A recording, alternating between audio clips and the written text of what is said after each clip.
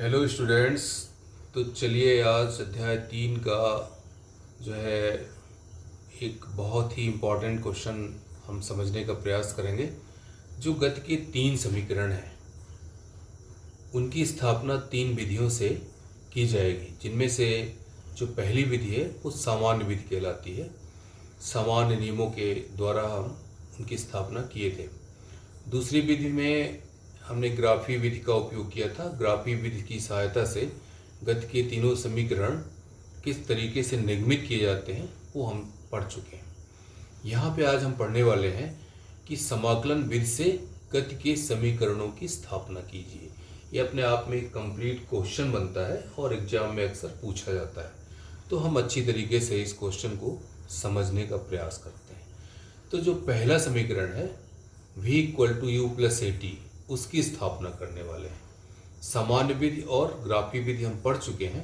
अब हम यहाँ पे समाकलन विधि पढ़ने वाले हैं। बाय इंटीग्रेशन मेथड हम कैसे जो है डिराइव करते हैं फर्स्ट इक्वेशन में। फर्स्ट इक्वेशन क्या है? v equal to u plus a t.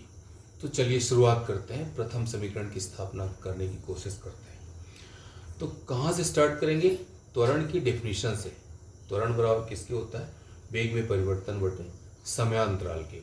तो यहाँ पर लिखेंगे त्वरण की परिभाषा से।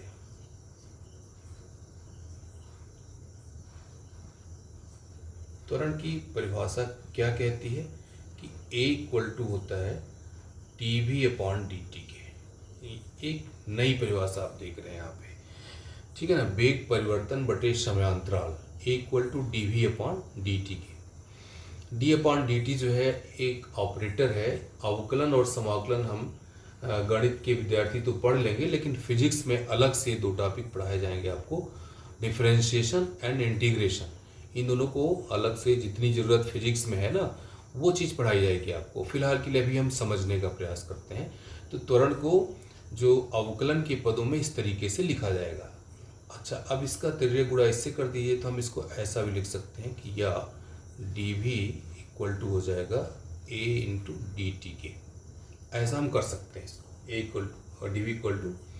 अब देखिए यहाँ पे हम इसका समाकलन करेंगे। समाकलन इंटीग्रेशन करेंगे, दोनों पक्षों का समाकलन करने पर यहाँ पे लिखेंगे दोनों पक्षों का समाकलन करने पर। समाकलन करने पर अब समाकलन किन्हीं 2 सीमाओं के बीच करेंगे। तो ये वेग है, मतलब वेग परिवर्तन को शो कर रहा है, तो अंतिम और प्रारंभिक वेग के बीच का समाकलन होगा। और ये जो है यहाँ पे एक कांस्टेंट है, तो यहाँ पे टी का जो है समान डी टी, यहाँ टी का समाकलन होगा। समाकलन का चिन्ह जो है, तो देखते हैं इसको कैसे लिखेंगे। समाकलन का साइन होता है ऐसे, ये समाकलन का, ये समाकलन का ऑपरेटर भी कह सकते हैं इसको। तो अब जो है ये समाकलन किन 2 स्थितियों के बीच होगा?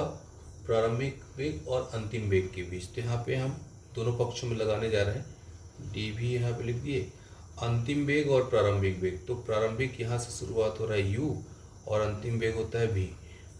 तो इस पक्ष में हमने समाकलन का चिन्ह लगा दिया। अब दूसरा पक्ष है a इंटू डी टी के। a डी टी के है ना। तो a तो कांस्टेंट हो जाएगा, तो समाकलन हो जाएगा t का होगा। तो t का समाकलन कहाँ से कहाँ तक होगा? 0 से t तक, है ना। ये 0 से t तक ये समाकलन की सीमाएं कहलाती हैं। अभी समझने का प्रयास करेंगे, फिर डिटेल स्टडी करेंगे यहाँ पे। अब यहाँ पे भी है, तो इसका जो समाकलन होगा वो खुद भी हो जाएगा। यहाँ पे जो लिखा है ना संकेत, वही ले लेंगे। तो यहाँ पे हम ऐसा करते हैं कि डी का जो समाकलन होगा वो भी हो जाएगा, और कहाँ से कहाँ तक के बीच? u और v के बीच। और ये कांस्टेंट है तो एक को बाहर निकाल, a का समाकलन t का समाकलन होगा यहाँ पे, तो dt का समाकलन हो जाएगा t।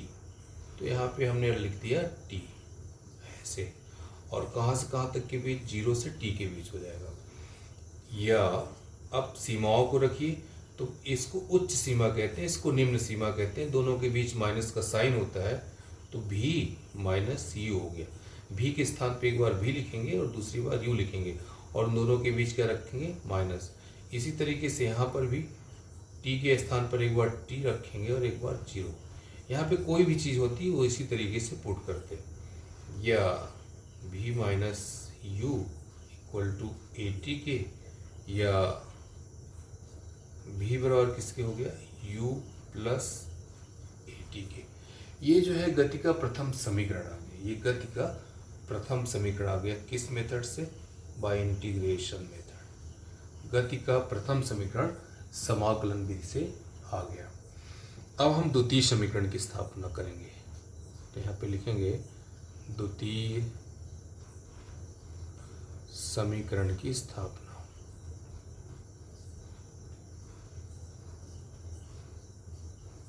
बहुत ही इम्पोर्टेंट क्वेश्चन है, इसको भी आपको ध्यानपूर्वक पढ़ना है, ठीक है ना, अच्छे से पढ़ना है, फिजिक्स को अच्छी तरीके से पढ़ना है, पढ़ने की औपचारिकता पूरी नहीं करनी है।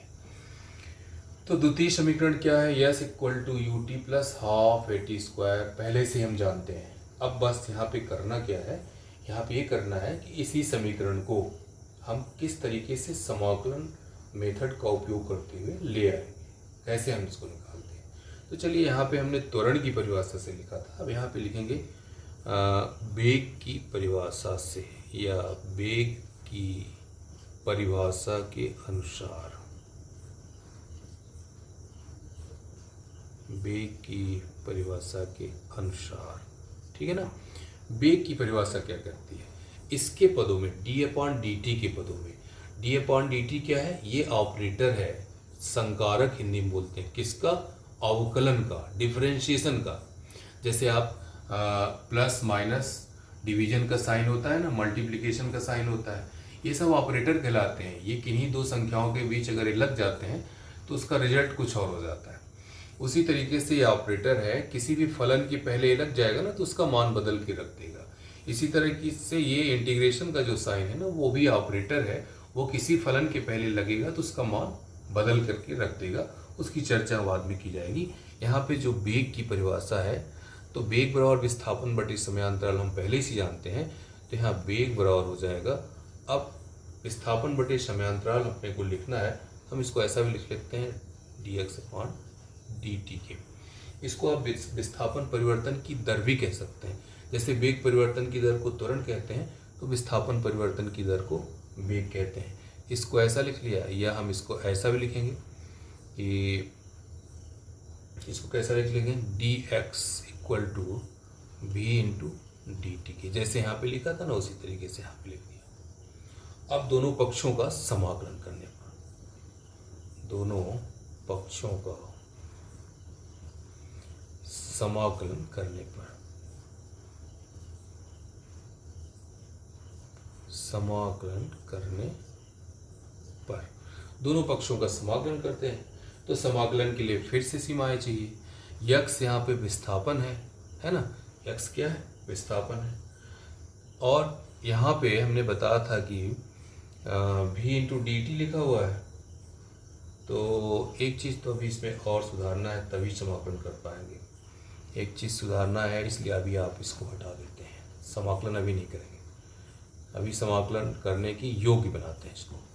तो ऐसा करते हैं कि जो v की वैल्यू यहाँ पे u प्लस ए टी है ना, उसको यहाँ पे रख देते हैं। इसको ऐसा कर लेते हैं, या dx इक्वल टू, और v के स्थान पे कर देते हैं u प्लस ए टी के।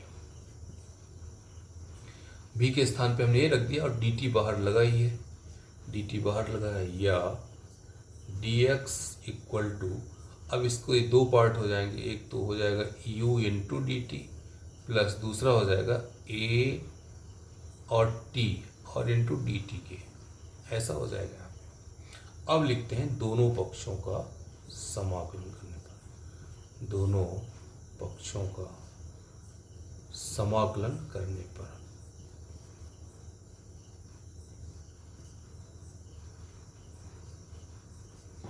अब दोनों पक्षों का समाकलन कर देते हैं।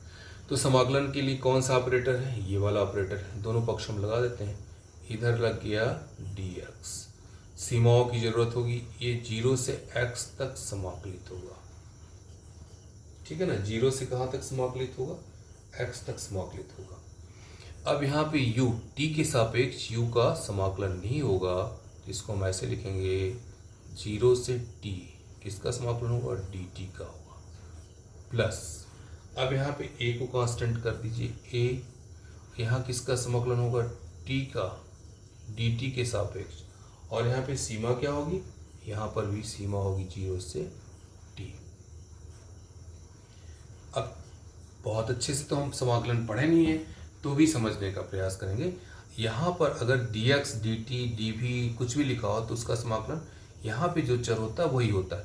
तो dx लिखा है, जैसे यहाँ पे dv लिखा था तो v आ गया है, तो dx लिखा है तो यहाँ पे क्या आ जाएगा, x ऐसे हो गया, और 0 से x तक की इक्वल टू u। यहाँ t लिखा है तो क्या आ जाएगा, यहाँ पे t आ जाएगा 0 से t तक, प्लस यहाँ पे क्या आएगा, a। और एक चीज़ ध्यान रखेंगे, यहाँ कोई भी चर है, ये चर इसके सापेक्ष समाकलित होगा तो इसका मान आएगा t²/2। यहाँ पे x होता तो x²/2 हो जाता, यहाँ पर x और यहाँ पर x दोनों जगह x होते तो x² होता है।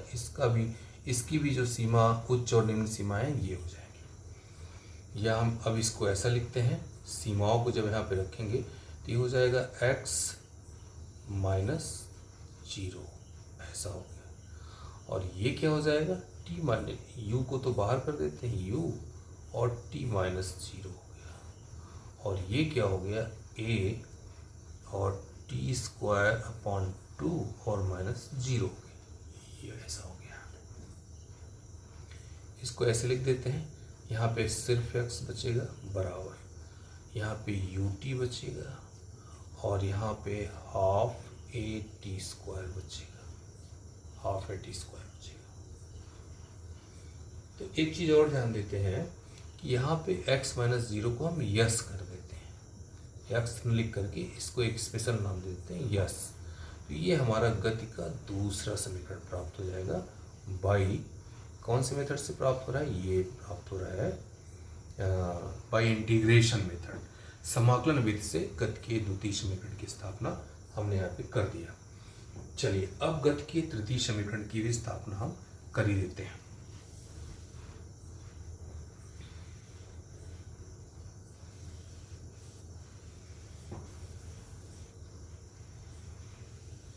ठीक है ना, यहाँ पे लिखते हैं, द्वितीय की जगह आप लिख लीजिए तृतीय समीकरण की स्थापना, तृतीय समीकरण की स्थापना, समाकलन विधि से हम गति के तृतीय समीकरण की स्थापना करने वाले हैं। ठीक है ना, तो देखते हैं कि इसको कैसे करते हैं। बहुत ही आसान सा तरीका है इसको सॉल्व करने का, और वो है सबसे पहले हम त्वरण को लिखेंगे किसके पदों में, देखते हैं कि किसके पदों में लिखते हैं त्वरण। अभी तक हम ये जानते हैं कि त्वरण a = किसके, dv/dt के, इक्वल टू, अगर हम चाहे तो इसको दूसरे पदों में लिखते हैं, उसको लिख सकते हैं dv/dx और इंटू dx/dt। ये dx कैंसिल हो जाएगा, तो लिखने का एक तरीका है, हम इसको इस तरीके से लिख सकते हैं। अब यहाँ पे जो dv/dx है वो तो क्या कहलाएगा, dv/dx, dv/dx क्या कहलाएगा यहाँ पे, और dx/dt क्या कहलाएगा। तो dv/dx dx/dt क्या कहलाएगा, ये विस्थापन परिवर्तन की दर है, तो इसको हम भी, ये भी हो गया, भी हो जाएगा, तो हम इसको ऐसा लिख सकते हैं, या a = ये भी हो गया, जब ये भी हो गया तो ये dv/dx हो गया, dv/dx की। या हम इसको ऐसा भी लिख सकते हैं कि चूँकि हमको दोनों पक्षों का समाकलन करना है, तो dx का यहाँ गुणा कर देते हैं, a × dx = v × dv के, और अब लिखेंगे दोनों पक्षों का समाकलन करने पर,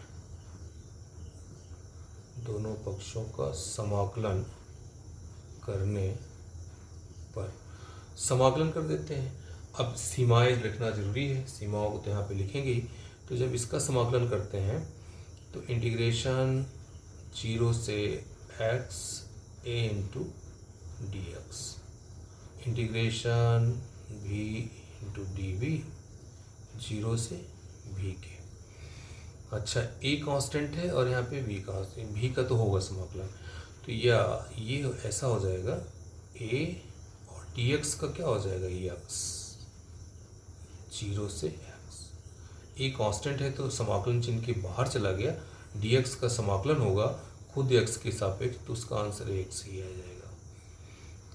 और यहाँ पर v का समाकलन हो जाएगा v स्क्वायर अपॉन 2 और 0 से क्या हो गया v के।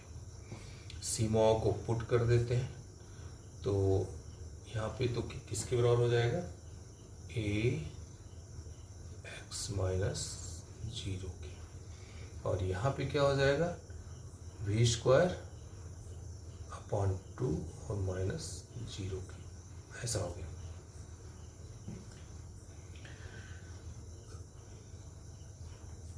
अच्छा, एक चीज़ और ध्यान देंगे, यहाँ पे 0 से भी नहीं होगा बच्चों, यहाँ पे u से भी होगा, है ना, u से भी होगा ऐसा। तो जब u से भी होगा तो ये यहाँ पे क्या हो जाएगा u स्क्वायर अपॉन 2 के, ऐसा हो गया। इसको ऐसा भी लिख सकते हैं, या a s इसको कर दीजिए equal to v square minus u square upon 2 के, इस तरीके से लिख दिया यहाँ पे। इसका तिर्यक गुणा इधर हो जाएगा तो 2as equal to v square minus u square के, ठीक है ना। तो ये हमारा, इसको ऐसा भी लिख सकते हैं, या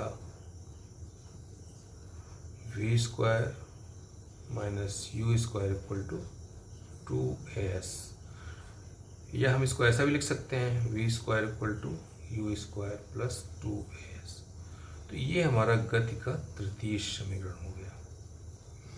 तो आज हमने क्या देखा कि गति के तीनों समीकरणों को हम समाकलन विधि से कैसे निगमित करते हैं, कैसे उनकी स्थापना करते हैं।